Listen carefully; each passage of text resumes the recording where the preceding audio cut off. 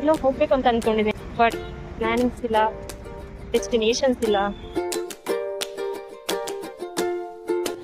ಆದರೆ ಯಾಕೆ ಹೋಗ್ಬೇಕು ಅನ್ನೋದು ಮಾತ್ರ ಗೊತ್ತಿದೆ ಅಷ್ಟೇ.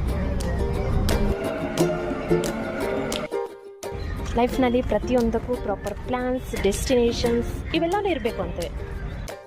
But sometimes without any destination ಮನಸ್ಸಿಗೆ ಓಕೆ ಅನಿಸೋವರೆಗೆ ಸಾಕ್ತಾನೆ ಇರ್ತೀವಿ. ನನಗೂ ಅಷ್ಟೇ, ಎಟ್ ಪ್ರೆಸೆಂಟ್ ಈ ಲೊಕೇಶನ್ ಓಕೆ ಅನ್ನಿಸ್ತು, so I am here.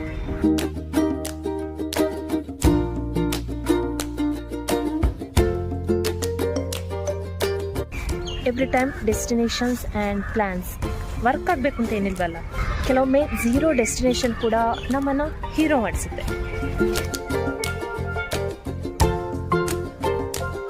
Life ಅಂತೂ ಇಷ್ಟೇ ಏನಲ್ಲ, ಅಂದರೆ